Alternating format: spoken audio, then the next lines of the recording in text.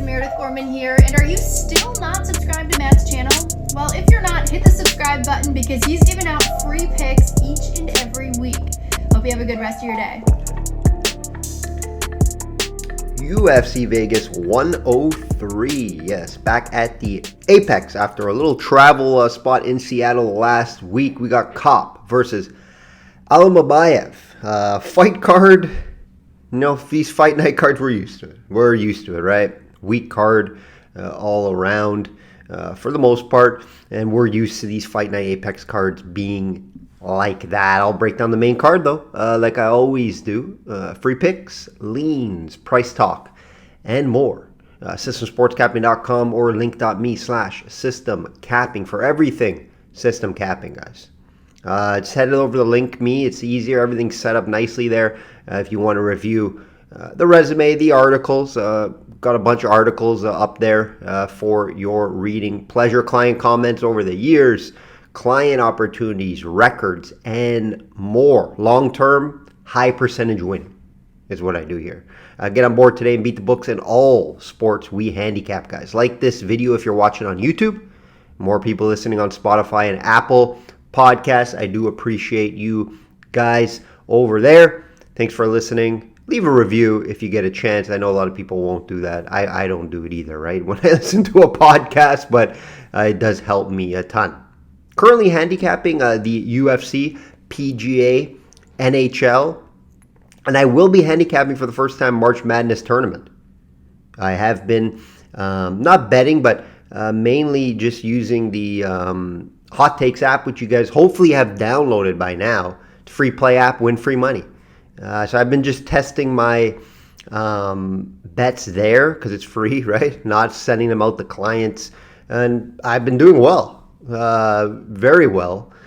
Third right now in, I think, in Ontario in college basketball. I know there's not a ton of people that are playing it, college basketball in Ontario, but hey, I don't bet college basketball a lot, if ever.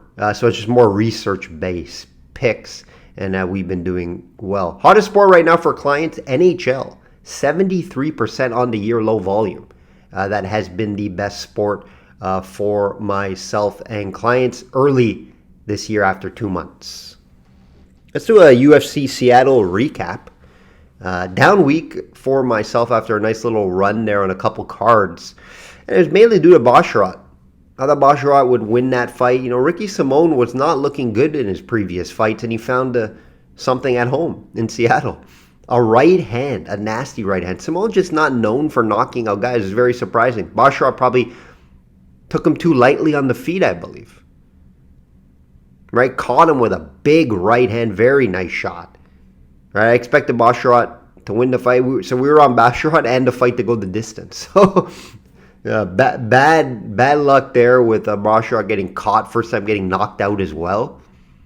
I expected that fight to definitely go over the 2.5 rounds. Fight go the distance. Very surprising there, guys. Some stuff I wasn't surprised about.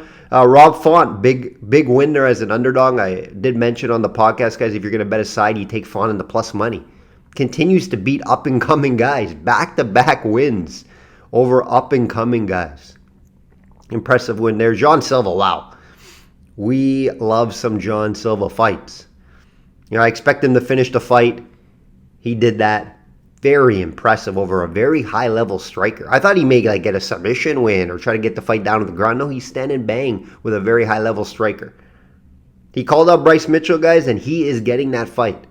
That fight was just announced for April in Miami. That Miami card is stacked. Guys.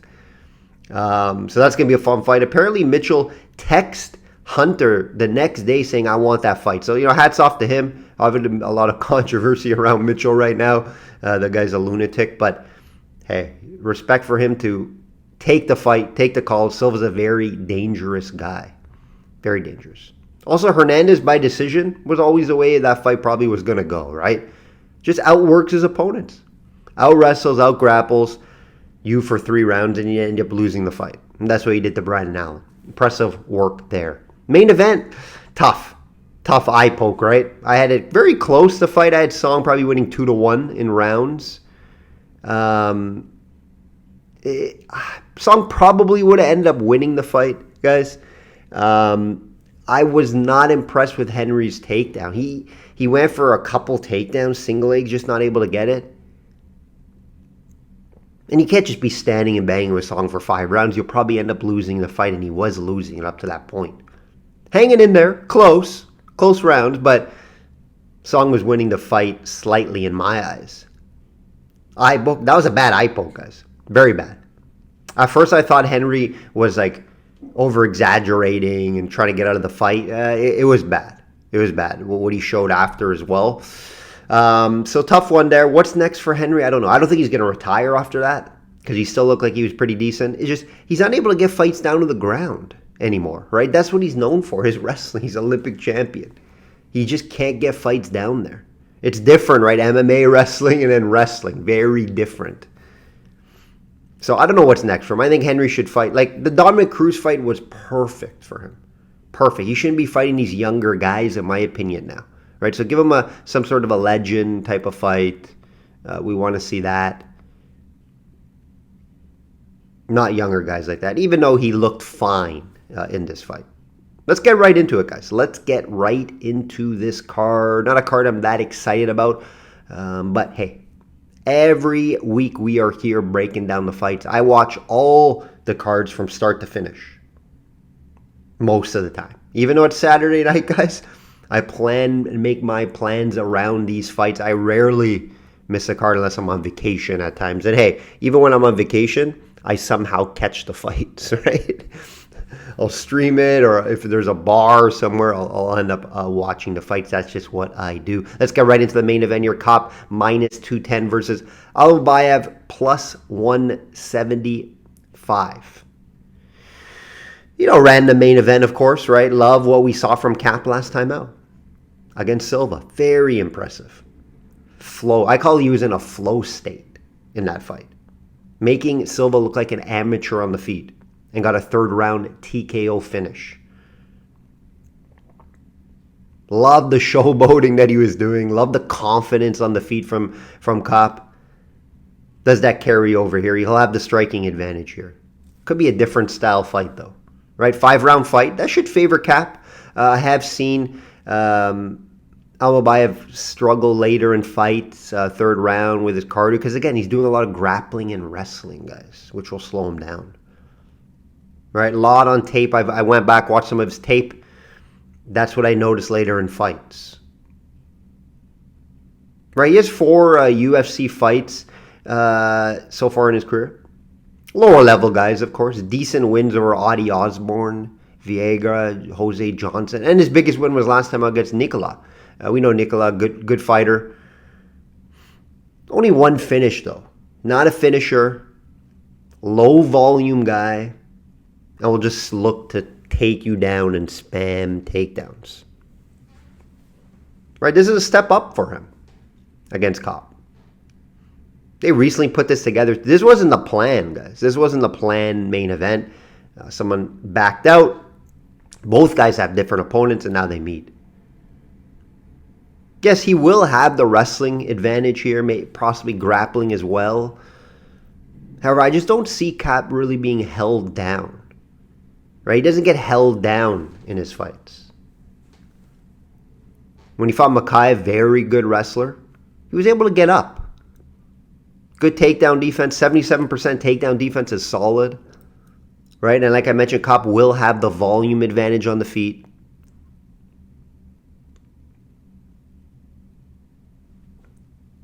But Asu will have that 5 takedowns under his belt, right? 5 takedowns per fight is high.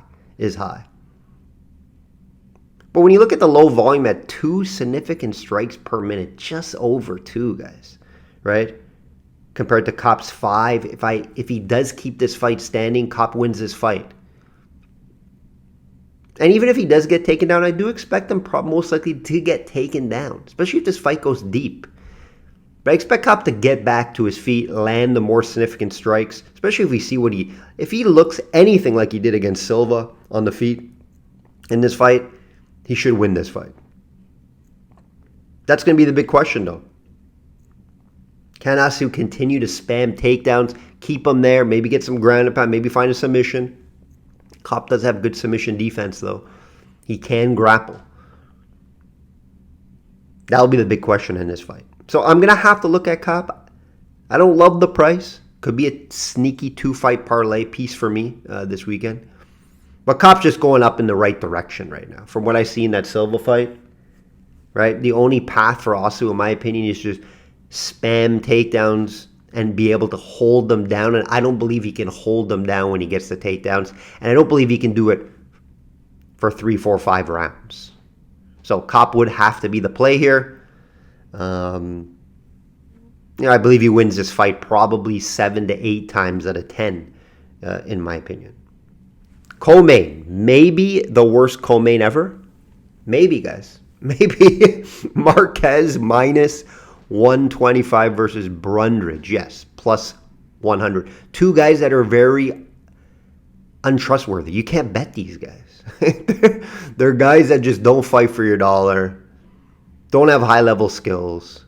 Guys losing streaks, right? Marquez coming to this fight losing 3 fights in a row. He's getting a co-main spot. Brundage 2-2 in his last 5 with a no contest.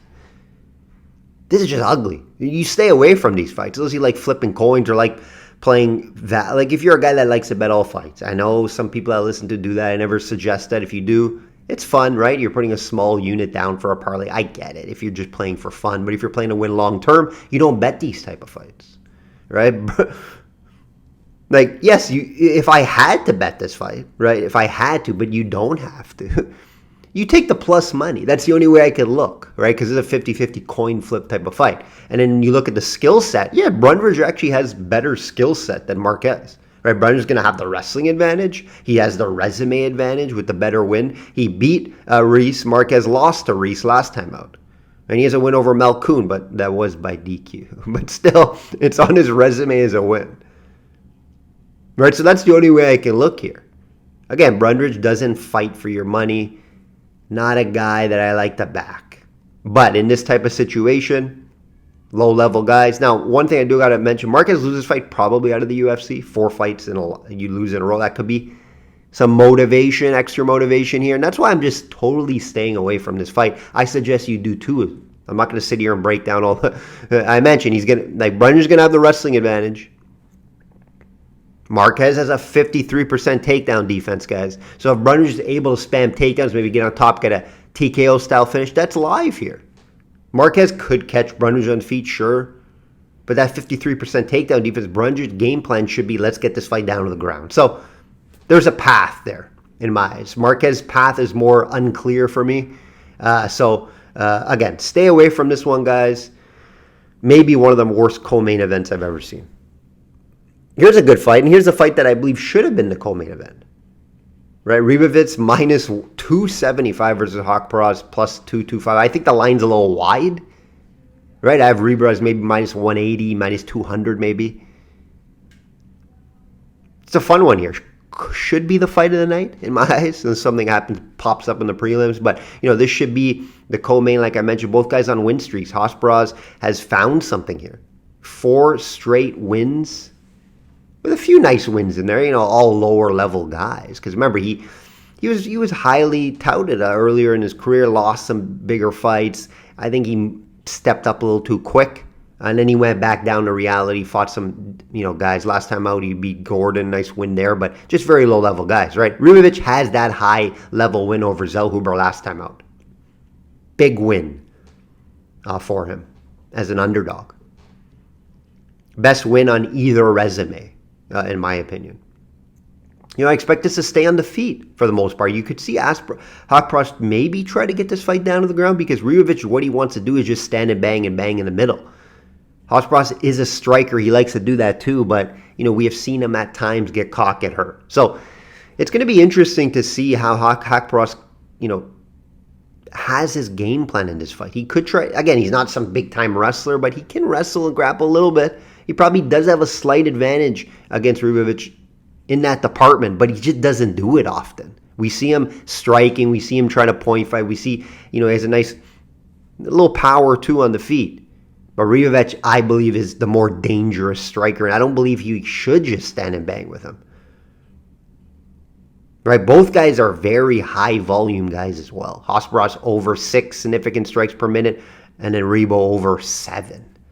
So I believe we should see a fun fight here, striking fight. I don't believe Hosparas, even if he does try to wrestle, I don't think he'll have a ton of success just because we don't see it enough. I haven't seen it enough to see that could be an issue for Ribovic.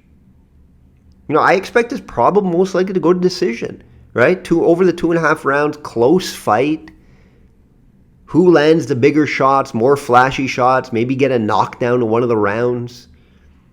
That's going to be how it gets judged. We could, the reason why Hosparas is fairly durable. Last time, he's been KO'd only once in his career, and it was in 2020. He got caught by Drew Dober. Ribovic never been finished. So that's the way I would look in this fight. Could make my client card as well, right? Over the 2.5 rounds fight, go to the distance. And if you're going to bet Rebo, you take him by decision. Again, he could catch Hosparas. He could. He has the power to do so. But that would be my favorite play in this fight. Looking forward to this fight. Should be a good one, guys. Hopefully, it does stay on the feet for the 3 rounds. Gomes minus 200 versus Emil plus 170. Interesting. Some value, I would say, with Emil at plus 170. Not a fight I would get heavily invested in because we saw what Gomes did last time out. Very impressive. You look at the volume, it's a little concerning, right? Gomes 2.6 significant strikes per minute. And you got 6 for Emil. Emil, power guy, 10-0. So still young, but sorry, he's not young, but he's still raw, and you can say in his MMA career, but he's in his 30s. Late bloomer, as they would say. But Gomes, impressive win last time out versus Brito, guys. Brito was on a nice win streak, I think 5-fight win streak coming into the fight, and he got that win. And it was due to his defense and movement. Stick and jab, that's what type of fighter he is. Stick and jab, moves well, low volume, but excellent defense. 71% defense on the feet, guys. You don't see that often. I look at these numbers all the time. This is high for defense, 71%. So you can say he's a runner, sure, but it's not really just a run. It's his movement, stick, and jab. That could cause Emil issues. Keep that in mind. Point fighter, right? He's a point fighter, right? He wins decisions, Gomes. Stick and move, and it worked for some guys. And we'll be looking for that. Emil will looking for that big shot. Gomes was able to avoid that big shot against Brito. Very similar style fighters. Brito better wrestler than Emil, I believe. But Emil looks for the big shots. Brito did as well. And he was able to handle it, Gomes. So, tough call in this fight. Due to Gomes does seem to be, could be the real deal for this team. We know the French fighters are coming up. They got a nice resume here. Emil, big, I wouldn't say a huge step up for him, but it's probably his toughest fight yet. So I'll be staying away from this fight. There is value with Emil at plus 170. I'll be staying away totally. Lean over 2.5 and the fight to go to the distance. Last fight I talk about here is Barlow, minus 334 versus Patterson, plus 250. A little high here on Barlow, in my opinion. The market's favoring him a little too much. 9-0 Barlow, though, right? 2-0 in the UFC. Still raw, you can say, right? And Patterson is going to have a grappling advantage here. Close fight last time out for him. Barlow stepped up in competition and won a split, so nice win there. Patterson actually has won 2 fights in a row, guys, quietly. Low-level guys, of course. But he was able to just out-grapple the guys. Guys that he was facing had really no grappling experience, or none significant at least. And he was able to get back-to-back submissions. Very high-level black belt guys, Patterson on the ground. Question always is, can he get the fight down to the ground? He's not a wrestler, right? The way to get Barlow down usually is, when I went back and look at Patterson's tape, it's like trips and like sneaky moves to get the fight down to the ground. But if he gets it down to the ground, he's on top, Barlow could be in big trouble. But Barlow has that power, that one-shot power to hurt Patterson. We've seen Patterson knocked out before, and Barlow's going to have the striking advantage here. So if he can avoid, he does have 100% takedown defense, but it's just limited fights, right? So I don't know how much guys were trying to take him down in those fights, right? But Patterson gets this fight to the ground, Barlow could be in big trouble. The submission could be live. So that plus 250 for some underdog bettors, they're looking at that and say, ooh, I see some value there. But Patterson's going to have to avoid the big power of Barlow coming forward. Right, Patterson's known for, he's like a lanky, taller guy, has some size in him, but Barlow, fairly big guy as well. So I don't believe Patterson's going to be able to really just take down this fight at will to the ground. He's going to have to get something sneaky like a trip, or like I said, I saw him on tape get these style of trips. More of like a, not even karate, but, you know, like a, the word's losing me right now, but just a style that where you can see it's more of like a trip leg sweep. That's a word for it as well. That's what Patterson's been able to do against Barlow. That's what he's going to have to do against Barlow if he has any chance to win this fight. If it stays on the feet, Patterson's going to get hurt, guys. Patterson will get hurt in the fight. So yeah, play is Barlow. Tough to get to. I do believe if you back him, you should take him by finish. He does have that power to finish fights. Most of his fights are shorter as well. Just this price at 334 kind of sucks, right? You can't bet that straight. So, fun one. Could be a fun one. See if Patterson. I always like to see, you know, can the guy get the fight down to the ground? Can Barlow keep it on the feet where he wants it? I love those style of fights, right? You have different skill sets against each other. We love that. We love that over here. That will do it, guys. That will do another podcast in the books. We got some big cards coming up, right? We got the pay-per-view card next week. Very excited for that. That Miami card. Whew, that Miami card is exciting as well. Can't wait to talk about those. Like I always say, guys, bet smart and know your limits. Enjoy these cards.